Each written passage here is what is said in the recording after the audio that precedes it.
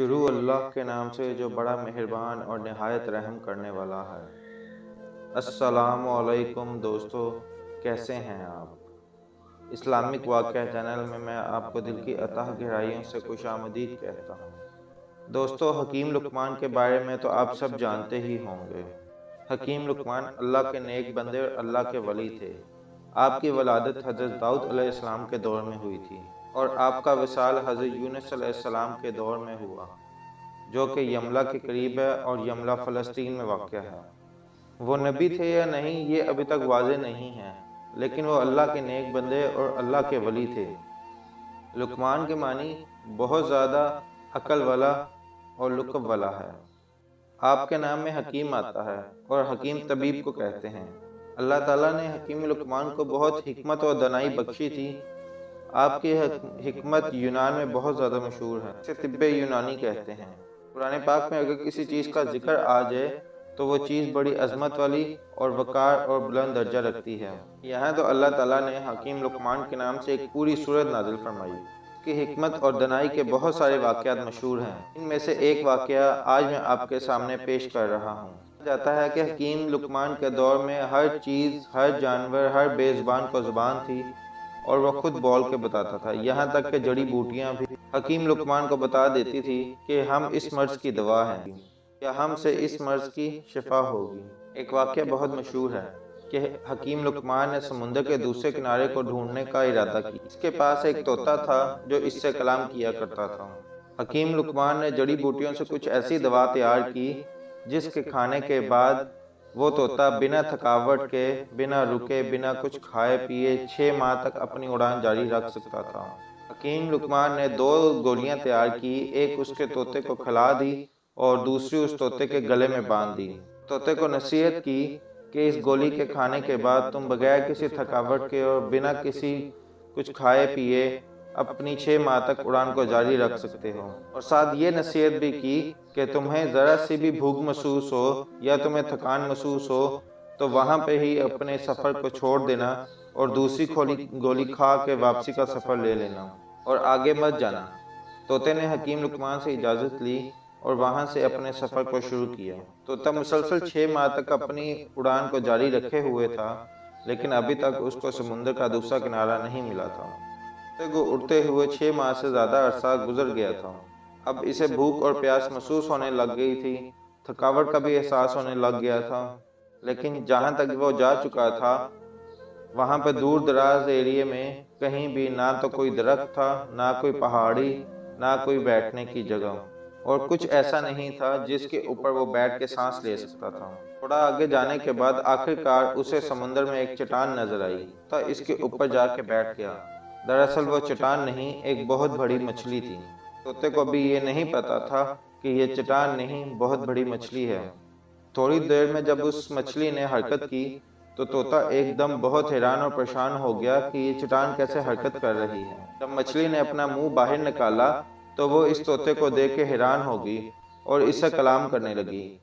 کیونکہ ہر چیز میں اس وقت زبان تھی تو مچھلی نے اسے پوچھا، تم کون ہو؟ یہاں تک کیسے آئی؟ طوطے نے کہا، تم کون ہو؟ تو مچھلی نے کہا کہ میں اس سمندر کی مخلوق ہوں۔ طوطا بہت حیران ہوا اور کہنے لگا کہ اللہ کی پناہ، میں نے اپنی زندگی میں آج تک کبھی اتنی بڑی مچھلی نہیں دیکھی۔ اس نے کہا، میں حکیم لقمان کا طوطا ہوں اور حکیم لقمان نے مجھے سمندر کا دوسرا کنارہ ڈھونڈنے کے لیے بھیجا ہے۔ میں نے تقریباً 6 ماہ تک سفر کیا ہے، لیکن مجھے ابھی تک سمندر کا دوسرا کنارہ نہیں ملا، لیکن اب میں بہت تھک گیا ہوں اور اس سے آگے میں اب نہیں جا سکتا۔ کیا تم جانتے ہو کہ سمندر کا دوسرا کنارہ کہاں پر واقع ہے؟ مچھلی نے کہا، تم مجھے پہلے یہ بتاؤ کہ تم یہاں تک پہنچے کیسے ہو؟ نہ تو یہاں پہ کوئی پہاڑ ہے، نہ کوئی درخت جن کے اوپر سانس لے کے تم یہاں تک پہنچ سکو۔ تب اس نے حکیم لقمان کا سارا ماجرا اس مچھلی کو بتایا۔ مچھلی نے کہا کہ سمندر کا دوسرا کنارہ کہاں ہے یہ تو مجھے معلوم نہیں، لیکن میں اتنا کر سکتی ہوں کہ جہاں سے تم آئے ہو میں تمہیں وہاں تک پہنچا سکتی ہوں، کیونکہ اگر میں سمندر کے اندر جاتی ہوں تو بہت بڑی مچھلیاں ہیں جو سمندر کے اندر رہتی ہیں جو مجھے کھا جائیں گی۔ طوطے نے کہا، ٹھیک ہے، آپ مجھے وہاں بھیج دو جہاں سے میں آیا ہوں۔ مچھلی نے کہا کہ تم میری پیٹھ پہ بیٹھ جاؤ۔ طوطے نے ایسا ہی کیا اور مچھلی کی پیٹھ پر بیٹھ گیا، اور مچھلی نے اپنی کروٹ کو بدلا اور اپنا سفر شروع کیا۔ طوطا یہ دیکھ کے حیران رہ گیا کہ مچھلی نے ایک ہی دن میں اس کو وہاں تک پہنچا دیا جہاں سے اس نے اڑان بھری تھی۔ طوطے نے بڑی حیرانگی سے اس مچھلی سے پوچھا کہ مجھے جس جگہ تک پہنچنے میں 6 ماہ لگے، تم نے ایک ہی دن میں اس جگہ تک مجھے واپس کیسے پہنچا دیا؟ اور ابھی تم یہ بھی دعویٰ کر رہی تھی کہ مجھ سے بڑی بڑی مچھلیاں اس سمندر میں رہتی ہیں، اس کی وجہ سے وہ آگے نہیں جا سکتی۔ اس پر مچھلی نے جواب دیا کہ بے شک اللہ ہی جانتا ہے کہ سمندر کا دوسرا کنارہ کہاں ہے۔ میں صرف اتنا جانتی ہوں کہ جس جگہ تک تمہیں آتے آتے 6 ماہ لگ گئے، وہ سمندر کا شاید 1% یا 2% ہوگا۔ سمندر کتنا بڑا ہے یہ مجھے نہیں پتا، اس کا علم اللہ کو ہی ہے، لیکن اپنی ساری زندگی میں نے سمندر کا دوسرا کنارہ نہیں دیکھا، اور شاید نہ ہی ساری زندگی دیکھ سکوں، کیونکہ اللہ تعالیٰ نے مجھے اتنا بڑا بنایا ہے، اس کے باوجود مجھ سے بہت بڑی بڑی مچھلیاں اس سمندر میں رہتی ہیں، لیکن آج تک انہوں نے بھی سمندر کا دوسرا کنارہ نہیں دیکھا۔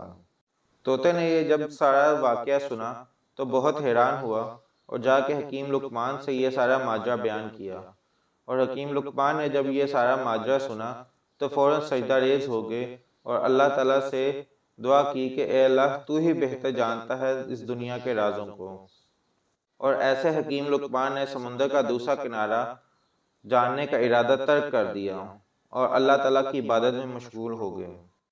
تو دوستو، اگر آپ کو ہمارا یہ واقعہ پسند آیا ہو تو آپ سے گزارش ہے کہ ہمارے چینل کو سبسکرائب کر لیں اور ہماری ویڈیوز کو لائک شیئر ضرور کیجیے گا، تاکہ ہم ایسی ہی نئی ویڈیو آپ تک بآسانی پہنچا سکیں۔